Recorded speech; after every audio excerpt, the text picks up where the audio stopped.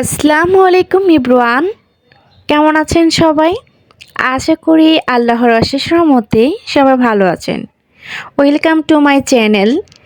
একটি শীতের সকালের অন্যরকম একটি দৃশ্য, কারণ এই দৃশ্যটা দেখার জন্য আমাকে অনেকটা সময় প্রতি বছরে ওয়েট করতে হয়।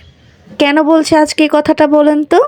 কারণ ১ বছর পর পর শীতটা আমাদের মাঝে আসে, আর আমার এই শীতের মধ্যে দুধ চিতই পিঠাটা খেতে খুবই ভালো লাগে।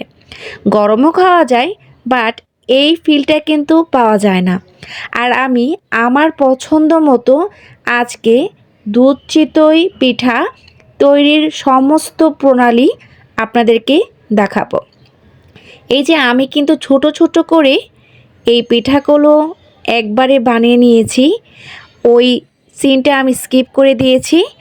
আর এই যে দেখেন, এখানে প্রায় 2 কেজির মতো খাঁটি গরুর দুধ আমি নিয়েছি। এখানে একটুকু পানি ব্যবহার করিনি, কারণ এই পিঠাটার শুধু দুধ আর নারিকেলে খেতে কিন্তু দারুণ মজার হয়। আমি কিন্তু এখানে দু একটা কি বলে এটাকে, এটা হচ্ছে দারচিনি, এলাচ আর তেজপাতা দিয়েছি এখানে আমি। আর এই যে দেখেন, এইভাবে ফালি ফালি করে নারিকেলটা আমি কুড়িয়ে নিয়েছি। এখন আমি দুধের মধ্যে দিয়ে দিব, হালকা বলক চলে এসেছে। আর এখানে কিন্তু আমি দুধের জাল দেওয়ার সময় আমার পরিমাণ মতো আমি মিষ্টিটা দিয়েছি। এখন দুধটা যখন ঘন হয়ে এসেছে, আর আমি আমার আগের বানানো পিঠাগুলো এক এক করে এর মধ্যে দিয়ে দিচ্ছি। আর আমার সাথে কে দিচ্ছে দেখেন তো, মানহামণি। সে কিন্তু আমাকে সবসময় হেল্প করে। যাই হোক, মেয়ে মানুষ বলে কথা, তারও তো শেখার প্রয়োজন আছে। আমার কিন্তু সমস্ত পিঠা এখানে দেওয়া হয়ে গিয়েছে। আর এখন জাস্ট একটা ছোট্ট বলক আসার পালা, তারপর আমি এটা নামিয়ে নিব আর সারা রাতের জন্য ভিজিয়ে রাখবো। সকাল হলেই পিঠার খাবার পালা। এই যে দেখেন, আমাদের কিন্তু সকাল হয়ে গিয়েছে। আর পিঠাটা দেখেন, একদম দুধটা টেনে নিয়েছে।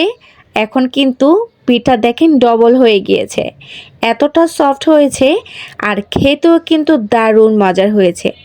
আমি কিন্তু সবাইকে এক এক করে বেড়ে দিচ্ছিলাম, আর আমি আমার পছন্দ মতো পিঠাগুলো বেছে বেছে ওঠাচ্ছিলাম, বেশি করে নারিকেল, কারণ সব সময় একটু দুধ নারিকেলটা খেতে পছন্দ করি আমি বেশি। এই যে দেখেন, আমি আমার মতো করে নিয়ে নিয়েছি। এখন জাস্ট খাবার পালা।